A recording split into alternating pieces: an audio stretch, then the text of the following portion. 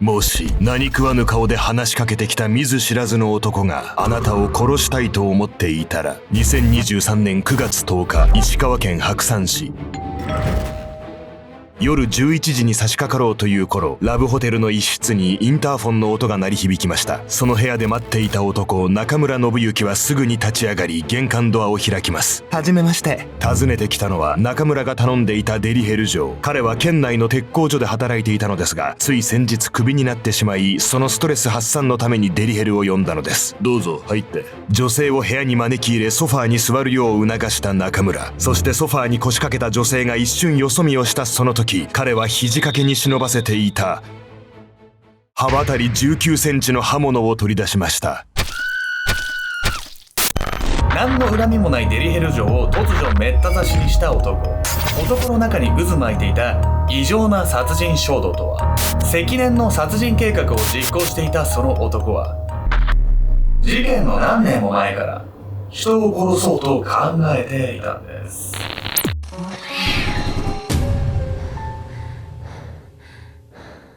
おさすけちゃんです。やみやみこです。というわけで、やみこさんね、僕ベトナム行ったんですけど、最近ね。僕アジアとか行くと、日本では絶対行かないんですけど、その国の文化知るためにクラブみたいなとこ行ってみるんですよ。クラブで文化がわかる。なんかその街の雰囲気っていうか、ベトナムでね、ちょっと行ってみたんですよ。はいはい。そしたら、みんななんか風船みたいなの吸ってて。風船を吸ってる？あ、じゃあ風船の中に入ってる空気をなんか吸ってるってこと？ベトナムの人たちって、なんかもしかしたらエンタメがなくて風船、この年齢でみんな好きになっちゃったのかなと思ったんですけど、実はね、はいはい。風船の中に、なんか正気麻酔みたいな。N2O ガスみたいなの入ってるらしくて、それがベトナムの若者でめっちゃ流行ってるんで。で、俺怖いからやんなかったんだけど。合法それ？いや、わかんない。でもなんかそのクラブの至るとこでみんな風船してた。で俺もう怖くて、すぐ出た。変なチル文化になってるわね。なんていうの？風船って、なんかちょっと不気味なホラーのイメージもあるじゃない？みんな爆音でさ、踊ってるやついる横のさ、なんか VIP 席みたいなとこで、みんな風船捨ててクラクラしてて、怖いなと思って。何か事件が起きないことを祈ります。まあそこね、観光客も多いクラブだったんで、僕はもう怖かったんで、タイガービールを一杯飲んで帰りました。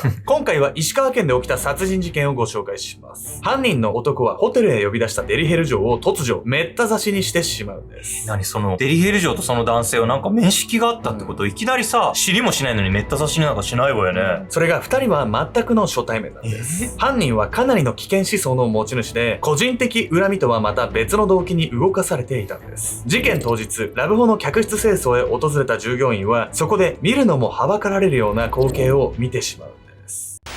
殺意の所在。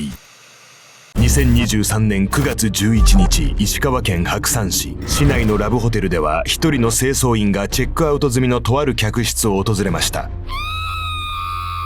客室に足を踏み入れた瞬間、大きな悲鳴を上げた清掃員。部屋の中では若い女性が血まみれで倒れていたのです。血だまりの上に倒れていたその女性は30カ所以上をめった刺しにされており、すでに息をしていませんでした。亡くなったのは、現場のラブホテルに派遣されていた23歳のデリヘル嬢。そして防犯カメラ映像から犯人はすぐに特定されました。遺体が見つかった同日の9月11日の午前中、金沢市内の繁華街で逮捕されたのは中村信之という小柄な中年男。亡くなった女性について問われると、中村は隠す素振りもなくあっさりとこう答えたのです。殺意を持って犯行に及びました。しかし中村と被害女性は客とデリヘル嬢の関係性で正真正銘の初対面。彼はなぜ初対面で何の恨みもないはずの女性を手にかけてしまったのか。事の発端はこの時から数日前まで遡ります。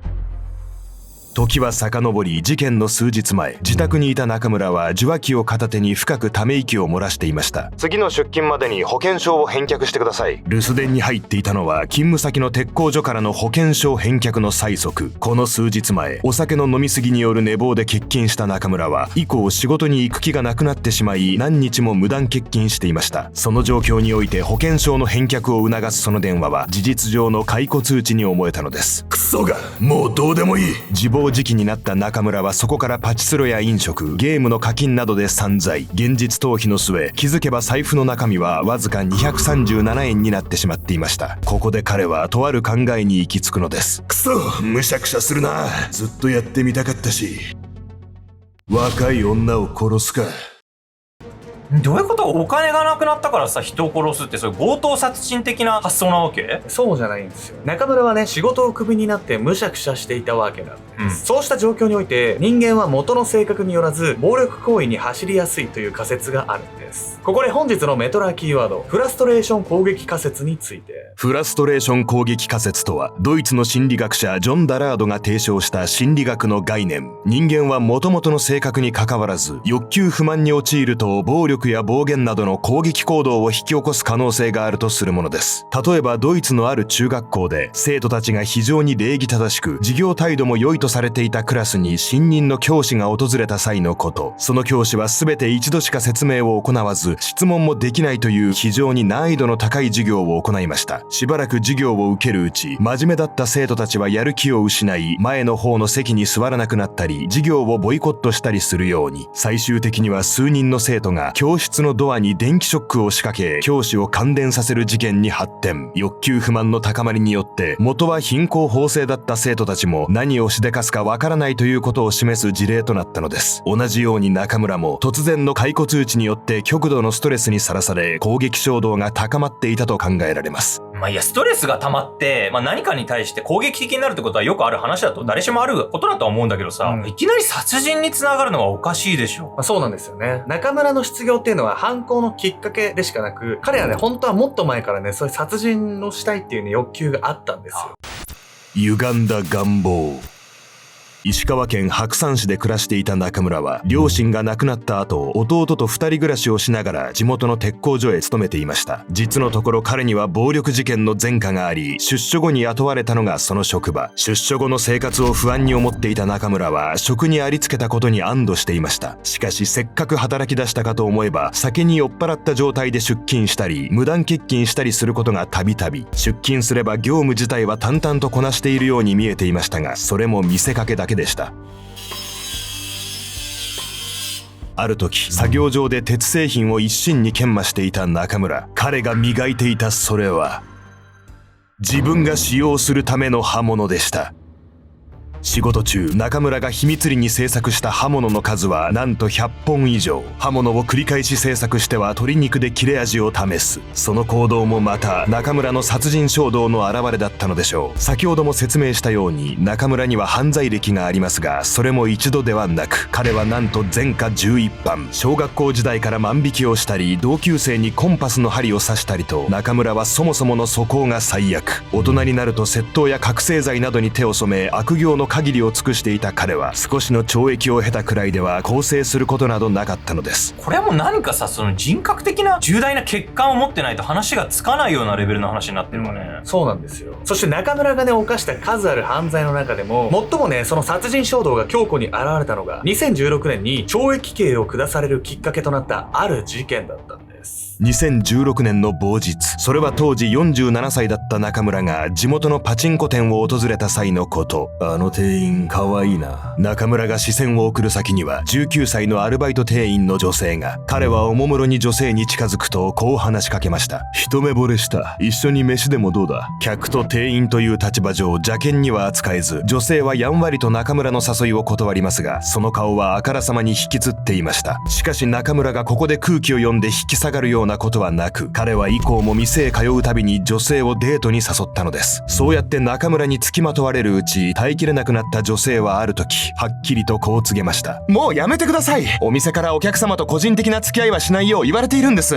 すると、俺のこと店にチクったのか。ストーカー扱いされていることを悟った中村は激高。彼はその日は引き上げたものの、腹の虫が収まらず、後日女性が出勤してくるのを待ち伏せしました。そして女性と鉢合わせた瞬間に彼女を押し倒して馬乗りになり、出刃包丁で10回以上も刺したのです。この時、女性は重傷を負いながらも体をひねって急所を避け、隙を見て逃げ出し一命を取り留めました。中村は逃走を図りますが、潜伏先のラブホテルで料金を支払わずに立ち去ろうとしたために警察が駆けつけ現行犯逮捕。彼は殺人未遂で起訴されますが、殺意の立証は難しく、最終的に傷害罪に減刑され、懲役4年6ヶ月の刑となったのです。後に彼の口から語られたところによると、中村は20歳頃から殺人願望があったといいます。パチンコ店の女性を襲ったったのはストーカー扱いされ腹が立ったこともそうですが、そもそもの殺人願望に後押しされた部分もあったのでしょう。若い女を殺したい、車に引きずり込んで乱暴して首を絞めて殺したい、山に埋めたい。刑に服す中で中村は更生は愚か、長年募らせてきたその衝動をみるみる加速させていったのです。10回以上包丁で刺してるんでしょ。それなのに殺人未遂にならないってちょっとおかしくない？結果出所して殺人を犯してるわけだし、刑が軽いでしょ、これは。そうなんですよ。出所後ね、中村は殺人を犯してしまうわけなんですけれども、その犯行内容は、この男はね、一生刑務所の外に出してはいけない男だったなと思い知らされるものだったんです。死してなお若い女を殺したい。傷害罪での服役中もそうやって常に殺人衝動を抱いていた中村。出所後勤めていた鉄工所をクビになったことをきっかけに、彼はその衝動をついに止められなくなってしまいました。そこから中村が最初のターゲットに選んだのは、通っていたパチンコ店の気に入らない従業員。しかしその日、その店員は店内に見当たらず、駐車場で待ち伏せしても一向に現れませんでした。そして次の標的となったのがデリヘル城だったのです。密室で二人きりになれるデリヘル城であれば労せず殺人を犯せる。それが中村の考えだったのでしょう。2023年9月10日の夜11時、市内のラブホテルの一室へ訪れた23歳のデリヘル嬢は、促されるままその部屋のソファーに腰掛けた。なんだか気味の悪い客。隣に座る目つきの悪い男を不気味に思いながらも、彼女はサービスの準備に取り掛かろうとしていた。そしてそれは、女性が男に一瞬背を向けた時のこと。突如として背中を襲った焼けるような激痛。何が起こったのか理解できないまま女性が振り返ると、男はその手に大きな刃物を手にしていた。男は続けて女性の下腹部を刺すと、彼女をそのまま押し倒し、その胸へめがけて何度となく刃物を振り下ろした。助けて。口元を痙攣させながらかすかにそうつぶやいた女性。男は息も絶え絶えの状態の彼女の心臓をめがけ、手にしていた刃物を深く深く押し込んだ。刃物をひねり傷口をえぐるようにして女性をいたぶる男。血だまりの中に倒れ込んだ女性はしばらくして完全に呼吸を止めた。こうして長年の願望だった殺人を犯した男はそこから興奮の赴くままに遺体を陵辱した。デリヘル城の女性をラブホテルの客室へ招き入れる前に、中村はあらかじめソファーの肘掛けに自作した刃渡り19センチの刃物を隠していました。そして女性が目を離した隙にその刃物を取り出し、彼女をめった刺し、殺害してその体を堪能し終えた中村はあろうことか、その場で血まみれの遺体を撮影しました。そこから自身の体の返り血を洗い流すと、中村は女性の財布から現金1万9000円を抜き取り、宿泊代を清算してホテルを後にしたのです。